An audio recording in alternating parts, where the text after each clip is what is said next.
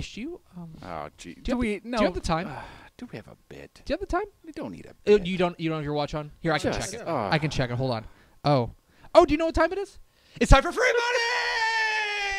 money. For your bookie. Free money. For your bookie. My college football picks against the spread. Rough week last week. Real rough. You're trash. 3-7. The truth last comes week. out. You are trash at this. We're 46-40-2 on the Just year. terrible. You're treading water here. 46-40-2. I need a bounce back. I need a bounce back week. Yeah. That basically, if you remember, a couple weeks ago, I went like 7-1. Right. That basically undid almost all of that. So Good. Got to have a good week this week. What is it? 9 games? 9 games. 0-9. Here it comes, baby. I'm not gonna go 0-9. 0-9. I might go 1-8. Let's go. What's our first game, Max? This is actually a tough one. It is. We're starting off hot. Let's head east. The Aggies heading to Auburn, 11 a.m. Saturday. Ooh. Texas A&M. 4-point dogs. Boy, if they aren't trying to mess with you with that 4-point line, I don't know what they're doing. Yeah, I think this is a problematic matchup for A&M. So if you haven't paid a ton of attention to Auburn this year, It's a fire Gus year. it's a fire Gus year, and yet here's the thing: they are like bizarro Auburn because their offense is like middling. It's like fine, Jarrett. This was supposed to be the big breakout year for Jarrett Stidham, and he's only been like okay. They're not really like they're running the ball okay. Jatarvius Withlow is their guy to know, but like overall, like offense is kind of middling.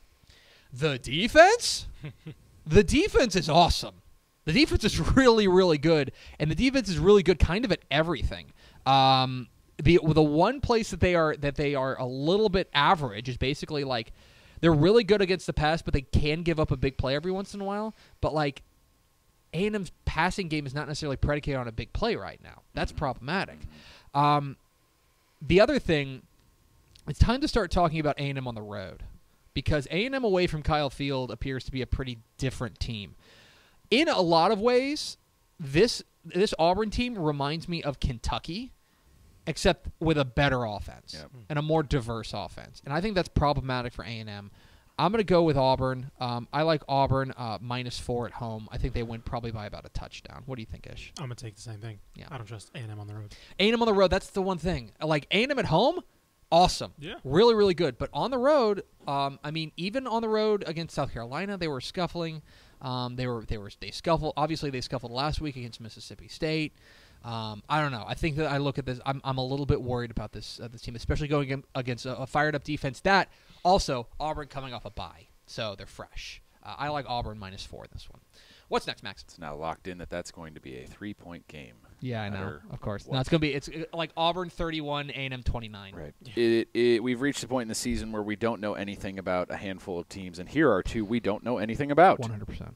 Oklahoma State coming down to Waco, 11 a.m. Saturday. Baylor, only a 7.5-point dog. If you couldn't be more confused by anything at this point, it's this line. So Oklahoma State goes out there and gets their win of the year. They beat Texas last week. Well, I mean, they did lose. They did beat Boise State, but whatever. Now they're going on the road, and the thing that worries me about this game for Baylor is the same thing that worried me about Baylor all year, which is they give up big chunk plays, especially on the ground. And Oklahoma State gets big chunk plays, especially on the ground. Justice Hill is awesome. Taylor Cornelius is a dangerous runner and, as we saw last week, a pretty solid thrower. He suddenly knows how to pass everywhere all over the field all the time. I mean, when you just point at Tylan Wallace and say, hey, catch this. Yeah, right? I wonder if this is just bad timing for Baylor. Because I know Baylor's coming off of a bye week. They're coming off. They get a long week. They get 2 extra days. Charlie Brewer's in concussion protocol. Yeah. So at the very least he hasn't practiced all week. I think this is bad timing for Texas for Baylor to catch Oklahoma State. I think if they caught them about 3 weeks ago, I think they may be able to get them. But right now, I'm just not sure Baylor's got what it takes to beat what's a pretty white hot Oklahoma State team, even at home on homecoming. I like Oklahoma State to cover the 7.5. Yeah, Shahan did a good breakdown of Baylor's defense a couple weeks back about their tendency to give up big plays. And the one thing Oklahoma State showed they can do last week is hit big plays. And Tylan Wallace is awesome. Taylor Cornelius, if he can just find him on occasion, that's just absolute trouble. I mean, I don't trust Baylor at all. And think about like what Baylor looked like against West Virginia last week.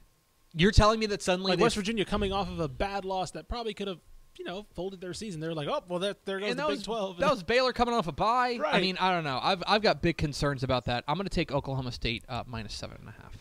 What's next, Max? Oh, ish. Just when you thought you were out, they pulled you back in. I think I've said before that I would not watch this. Texas State. You're a liar. At Georgia State, 1 p.m. Saturday. Texas State, just a 5.5-point dog. Baby, they got this. I defer. It's coming. I defer to our West African prince. I have no idea what's going on. Okay, so yeah, last week Texas State obviously started Willie Jones in place of Tyler Vitt for battling an injury. I don't know if that was an indication of what this offense, what he's going to look like as going forward, because he has proven to be inconsistent behind center. Georgia State, I've mentioned the Sun Belt makes absolutely no sense this year. I have no idea. I'm gonna go because I thought that this season was basically lost a couple weeks ago. I'm gonna say that they ride the momentum. I'm gonna say they cover. Texas State cover. Ride that thunder, baby. So. And also Georgia State's coming off a loss to Coastal Carolina. And Georgia State, here's the key number for Georgia State. Georgia State is literally, you know how we were talking about how Baylor gives up big plays in the run? Mm-hmm. Georgia State is literally the worst team in the country at that. Okay. The 130th team in the country at giving up big runs defensively. Okay. And Willie Jones is an explosive runner. They start him. They get big plays from him. Texas State covers, or they beat the 5.5-point spread. I think they might screw around and win the game. Yeah. Go Bobs. You know what? Here's the other thing. Since I have you here. Yeah. They should just wear the throwback uniforms. Just wear the throwbacks. They already released. They're not. They already released the uniform, but. Well, okay. That's your mistake. Maybe I'll change my pick. No, I'm taking Texas State. Texas State plus 5.5. Go Bobs. What's next, Max? It's a battle to see which team's season will be a little less disappointing after it became disappointing from the heights that it once was. West Virginia at Texas, 2:30 p.m. Saturday. Texas, a 2-point favorite. So basically essentially what they're saying is this is a toss-up on a neutral site. Yeah. And this is a really hard game to call because I do think that these two teams match up pretty well against one another. Obviously this is a big, explosive passing attack for West Virginia, and Texas clearly struggled last week against a big, explosive passing attack in Oklahoma State. But being at home should help. And the other thing for West Virginia is that their defense is not particularly good against the run. And that is where this game has to go for Texas. Texas has to 100% underline it, bold it, everything. They have to run the ball effectively. They got to pick off a couple of passes, which I think they can. Mm-hmm. I think it's a bounce-back week for the secondary. They have to run the ball because if this game comes down to Sam Ehlinger throwing it, it's not going to go well. Never ends well. And beyond that, you look at the West Virginia defense, they're actually pretty darn good against the pass. So this has to be a big game for Keontae Ingram. It has to be a big game for the offensive line. I'm going to trust Texas. I can't believe I'm saying that. I'm going to trust Texas. I think they get it done. I think that coming home helps. I think that they have. I think they probably feel a little bit embarrassed about what happened last week. I think they come home. I think they get a big win. I think they cover the 2 points. I think they win by about 5. That's my pick. What's your pick? No, I'm definitely taking West Virginia. If there's one thing that we've learned from Texas this year is that their only good win was because Oklahoma might have had the most overqualified coordinator in the country calling their defense. Maybe. Every other win that they check off has looked really terrible. Counterpoint to this, okay? When I look at this, I think West Virginia is basically big play or bust. Sure. I think if you make them march down the field, I'm not sure they can do that. Mm-hmm. And Texas doesn't tend to give up the huge passing play. Sure. They did against Oklahoma a couple of times, but really, I don't know. West Virginia's receivers are much more talented than just Tylan Wallace. I agree with that. And we saw, I mean, granted, it could be a huge bounce back week for somebody like Chris Boyd, who had himself a Saturday. But boy, you're starting to win me over. If there's one thing I've learned this year from Texas is, and honestly from Tom Herman teams, he punches up when he's the underdog. Obviously, that's the story of his teams. They're not the underdog this week. They're not the underdog. And there's one again. Every win that we've Texas is back. The running joke, but every win that we've checked off, TCU, USC. But you could argue that even though they're not necessarily the underdog, it's still a big game, and they know that. It's absolutely a big game. And I'm not saying that. And the other thing is that looking at West Virginia like I don't think Texas lays 2 eggs in a row. Okay, that's my thought. That I can understand. Okay, Texas doesn't lay 2 eggs in a row. Back. I think I'm buying the bounce. I'm buying the bounce. I don't trust them to, but I can understand that argument. I'm going to trust them to do that. Whoa! You threw out the T word there in the wrong context. I'm sorry. Ish used it right. You can't trust them. Okay, we've been over this before. I don't think they lay 2 eggs in a row. I think Texas covers the 2. All right. By the way, Texas isn't back until we're in the conversation with playoff and stuff. Well, yeah. That's the official stance that I feel like we need to justify. I agree. Texas is back. No, they're not. We've got the banner hanging up here, and we'll drop it whenever. Right. We'll let you guys know. When the first rankings come out and the playoff comes out, that's Texas is back. Not like, hey, they beat a pretty bad TCU team. Yeah. What's next, Max? Oh, baby. Oh, Lord. The game of the week. No. Game of the week. Let's go. UTEP at Rice, 2:30 p.m. Saturday. Rice, the Owls, 1-point favorites. Hoot! Mother bleeping hoop! We're taking the Dave Campbell's, but no, we're not. But, God. Oh, God. I forgot this game was happening. How could you? How could you? So these are legitimately... Rice is a favorite, baby. These are 2 of the 5 worst teams in the country. Going at it. I get it. You're building up slow, right? Start slow, but you're getting hyped. I can see it. It's coming. It's coming.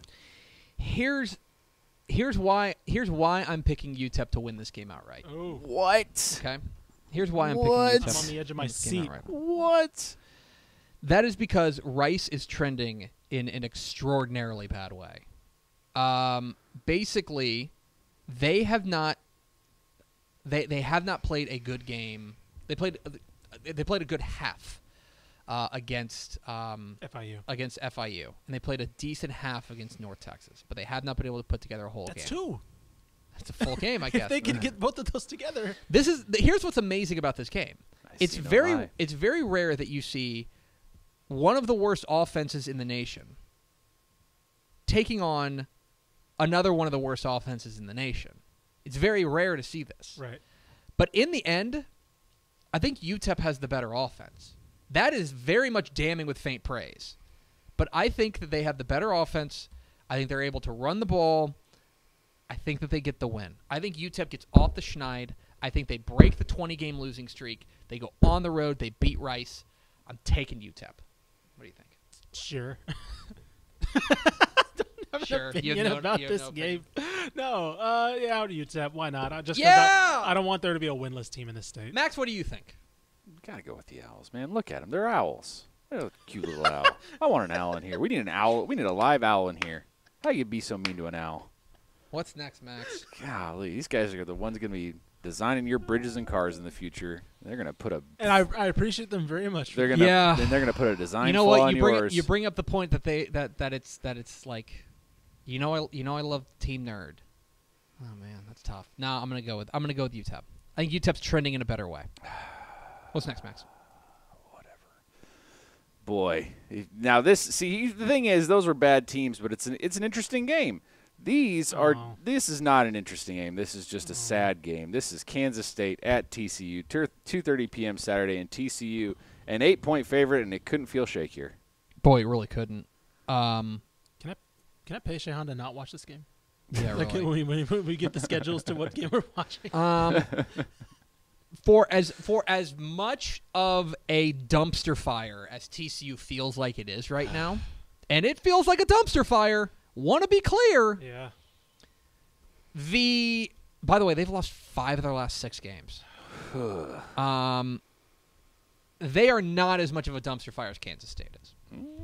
Kansas State, at the very least, TCU still has a couple of explosive weapons, right? They still have that. Kansas State doesn't have that. And when you add in that Kansas State's defense has really suddenly collapsed underneath its own weight. In fact, it's one of the worst defenses in the country. I don't know. I think I like TCU to cover this. I think coming home will help. I think they've heard. I don't know, and I know that I took Kansas. I took them to bounce back against Kansas last week, so I should feel burned. But I've calloused over, man. I'm all calluses at this point. I'm taking TCU -8. I'll take TCU as well, just because you have to go up, right? After last week, there's the dead cat bounce, right? When a dead cat hits the ground, it still bounces up. This is the bounce. What's next, Max? I'm just thinking about that dead cat. That's all I'm thinking about. Oh, jeez. Crab grabs and dead cats. Boy. It's been a good show. It's been a really good show. It's been a really good show. We've rallied. Houston coming up to the Metroplex, up on the hill, 6 p.m. Saturday. 14-point favorites over the Ponies. That feels about right. Yeah, this is weird. That feels exactly right. Yeah.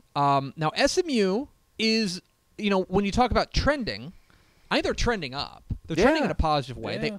They should have beat Cincinnati last week. Yeah. They should have beaten Tulane a couple weeks ago. Central Florida is Central Florida. They beat Navy, obviously, in a game they probably shouldn't have won, but they did. The other thing is you're getting Houston away from TD-ECU Stadium. And that is, that's not nothing. That's not nothing. That's not nothing. That's we've right. talked that's, about that's we've the correct talked way to phrase that. We've talked about how TD-ECU Stadium has become one of the most one of the best home field advantages in the state. That's fair. Getting them away will help.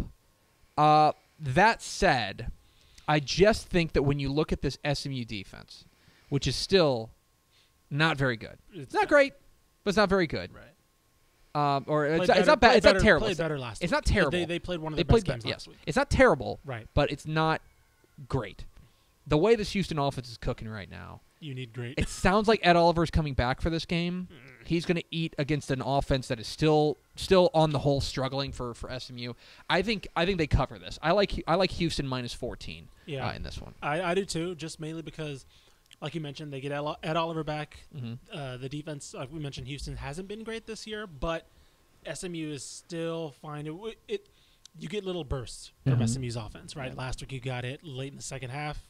Ben Hicks looked like the quarterback that Chad Morris kind of envisioned when he started him originally. They did it against Tulane. They did it against Tulane. Got the win. So, but again, it's just too erratic. Once again, there's the mental factor with Ben Hicks throwing another pick six last week to lose the game. I don't know. Houston's one of the hottest teams in the nation right now. The other thing about Houston is I think after last week they can see a conference. Oh title, yeah, they're or at least a division title. They're full steam ahead, and so I think they're going to come out with a passion, and I think they're going to come out and get a win. I'm going to take Houston -14. Yeah, same. What's next, Max? 2 more to go. UTSA is going to Birmingham to play UAB, 6:30 p.m. Saturday. They are 22-point underdogs, and that's what they deserve. So here's the interesting thing about that, okay? UTSA has the second worst offense in the country, and they're going up against a top 25 defense in UAB. Starting a true freshman quarterback. On the road, yes, okay? I don't know if UTSA is going to score in this game. Yeah, shutout could be happening here. Okay? So let's just work under the assumption that they get. Let's say they get a touchdown. Let's say they get 7 points. Yeah. Is that a fair? Does anybody think that's a crazy assumption to say they only get 7 points? Not crazy. Okay. Not crazy. The question is, do you think UAB can score 30? I think they can. Yep. I think they can. I mean, you know. Now they did hold Southern Miss to 27 last week, but I also think they're up. But they gave up 31 to Louisiana Tech. I don't know. I think I'm going to go with UAB in this one. I think UAB covers the 22. Okay, never mind. I was going to say UAB is almost pitching a shutout on Texas teams, but North Texas got 21. Yeah, they Because did. they held UTEP and Rice scoreless. Yes, they did. Yeah, true freshman quarterback. I like Jordan Weeks. I do too. We're I like big JoJo. Weeks. We're big JoJo Weeks fans on this show. But it's true freshman on the road. True freshman on the road, yeah. And Okay, it's even a though he great might defense. probably be the most talented quarterback right now, healthy for them, Yeah. it's not enough. It's true freshman on the road against top 25 defense. Nope. And finally, Maximilian. Oh, baby, it's the headliner. We're going out to the South Plains, Oklahoma, at Texas Tech, 7 p.m. Saturday. Tech, 13.5-point dogs. I think that's unfair. I think the weirdness of a Saturday night in Lubbock Guys. carries over. They're covering this. Halloween, They're oh, covering this. I'm sorry, you took all my talking points. Sorry, they're covering it. Forget all the metrics in this one. Texas Tech, night game, 10-year anniversary of the crab grab, blackout, which is what they're wearing, not what they'll be doing. Texas Tech covers this game. Covers the spread. Yeah. I don't think they win it. Nah. Right. I don't think they win it. But they keep this thing close. I like Tech minus 13 or plus 13. This is a third quarter glance game. You look at the third quarter, you're like, oh, Oh, yeah. like that's a game where you're This like, game's oh, gonna- hey, this game's going to be 35-28. That's is exactly what- it. yeah, It's right. 35-28 Oklahoma in the midway through the third quarter. You go, Yeah. oh. Yeah. Yes. Tech keeps this close. They got about a 10% chance to win this game outright. I like Tech I like Tech to cover this one. Yeah. With that said, no, Oklahoma, they definitely win by more than 13. Really? Yeah. you're I crazy. like. Trust me, I like this offense. I like everything that you just mentioned. Kyler You're- Murray's a killing machine, You're man. going against it. I'm going against it. Uh, I think someone's I think gotta- I do say in the third quarter it will be close, but I think they win by 14. I think they win by just over. I think they win 14 or 17. Okay. I Fair think you're enough. wrong. Fair enough. That's fine. I got Auburn minus 4 at home against A&M. I got Oklahoma State minus 7.5 at Baylor. I got Texas State plus 5.5 at Georgia State. I like Texas minus 2 at home against West Virginia. I like UTEP plus 1 at Rice. I like TCU minus 8 at home against Kansas State. I like Houston minus 14 at SMU. I like UAB minus 22 at home against UTSA. And I like Texas Tech plus 13.5 at home against OU. That is free money.